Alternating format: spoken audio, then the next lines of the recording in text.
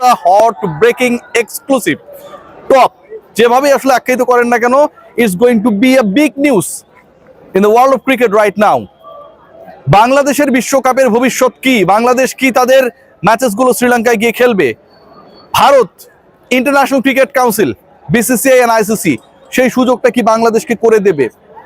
গ্রুপের যে চেঞ্জিং, আমরা দাবা খেলায় দেখি না যে ক্যাসলিং করে হচ্ছে চেঞ্জ করা হয়, সেরকম কোনো ঘটনা কি ঘটবে? বাংলাদেশ কি বি গ্রুপে চলে যাবে, সি গ্রুপে বাংলাদেশের জায়গাটায় আয়ারল্যান্ড চলে আসবে? এই যে আলোচনাগুলো হচ্ছিল, আইসিসি বাংলাদেশে এলো গেল, ডিসিশন শেষ পর্যন্ত হলো না।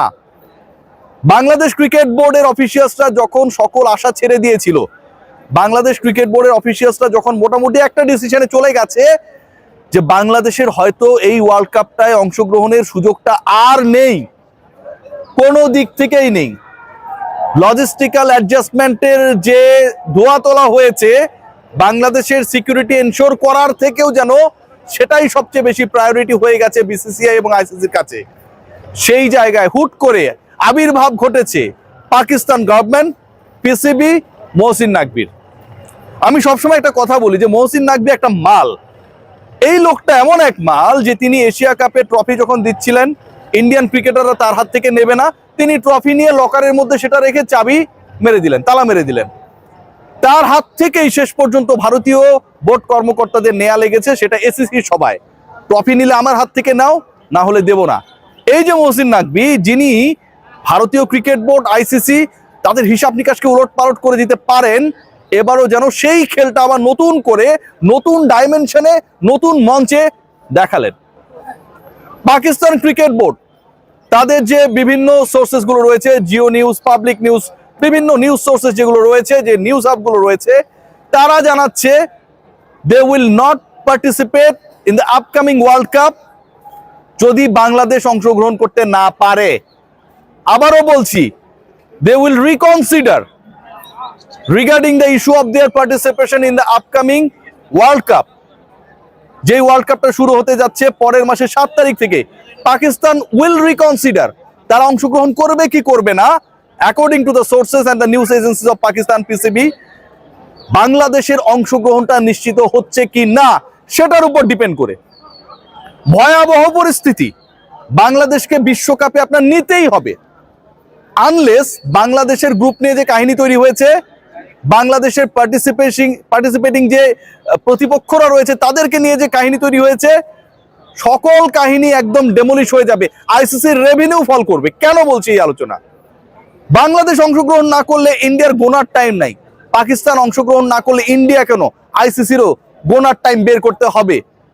টোটাল যে রেভিনিউ এক ইন্ডিয়া পাকিস্তান ম্যাচ আয়োজন করে আইসিসি প্রফিট করবে, ব্রডকাস্টার প্রফিট করবে, পুরোটা আকাশ থেকে মাটিতে খসে পড়বে। ওয়ার্ল্ড কাপের রেভিনিউ 70% কমে যাবে if Pakistan decided not to take part in the upcoming world cup. Bharat পাকিস্তানকে এক গ্রুপে রাখাই হয়, যতই দেখতে না পারুক।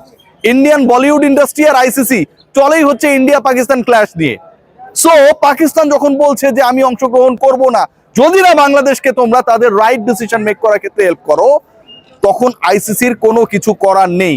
মুখে মুখে অনেক কথা বলতে পারে, অনেক লেটার পাঠাতে পারে, অনেক মেইল করতে পারে, অনেক ধরনের বক্তব্য আসতে পারে, অনেক সমস্যায় তারা রয়েছে, হাত ব্যথা, পা ব্যথা, মাথা ব্যথা, এগুলো কিভাবে সারাবে এই অল্প সময়ের মধ্যে। কিন্তু এন্ড অফ দ্য ডে ভারতের গ্রুপেও একটা বড় ধরনের ক্যাচার লাগার অপেক্ষায়, কারণ আপকামিং ওয়ার্ল্ড কাপে ভারত পাকিস্তানের যেই ম্যাচ, পাকিস্তান যদি শেষ পর্যন্ত না খেলে সেই ম্যাচও পোস্টপোন হয়ে যাবে।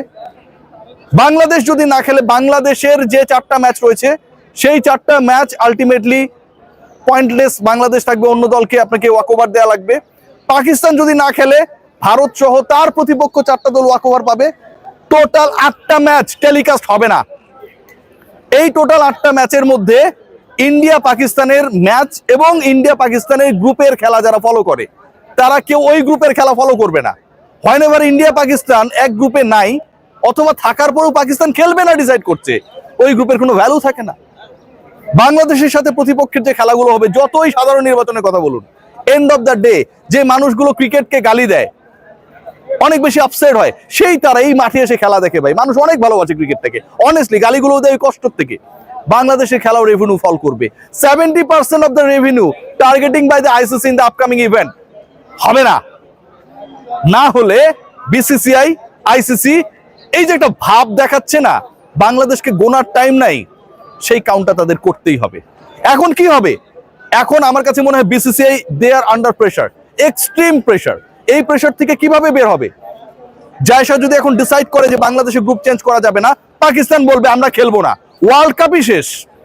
বাংলাদেশ পাকিস্তান খেলবে না, ওয়ার্ল্ড কাপই শেষ। এই ওয়ার্ল্ড কাপের কোনো ভ্যালু নাই। ইন্ডিয়া পাকিস্তানকে এক গ্রুপে রাখা হয়েছে, পরের বার যখন আবার নেক্সট স্টেজে যাবে তখন আরেকবার তাদেরকে খেলানো হবে, ফাইনালে গেলে আরো একবার খেলা হবে। এই যে 3টা পার্টিকুলার ম্যাচকে টার্গেট করা হয়েছে, এবং যেই 3 ম্যাচ থেকে রেভিনিউ করবে আইসিসি এবং পক্ষান্তরে বিসিসিআই, টোটাল ওয়ার্ল্ড কাপ থেকে যে রেভিনিউ করবে তার 80% রেভিনিউ করবে এই 3 ম্যাচ থেকে। সেটা তো পুরোটাই জিরো হয়ে গেল। বাংলাদেশ ক্রিকেট বোর্ড এবং বাংলাদেশ সরকার, পাকিস্তানি নিউজ এজেন্সি যেটা জানাচ্ছে এখন পর্যন্ত, তারা কন্ট্রাক্ট করেছে পাকিস্তান গভর্নমেন্টের সাথে, পাকিস্তান সরকার কন্ট্রাক্ট করেছে পিসিবির সাথে। So it's not an issue যেটাতে সরাসরি বিসিবি জড়িত। বাংলাদেশ সরকার পাকিস্তান সরকারের সাথে যোগাযোগ করেছে, পাকিস্তান সরকার পিসিবির সাথে যোগাযোগ করেছে।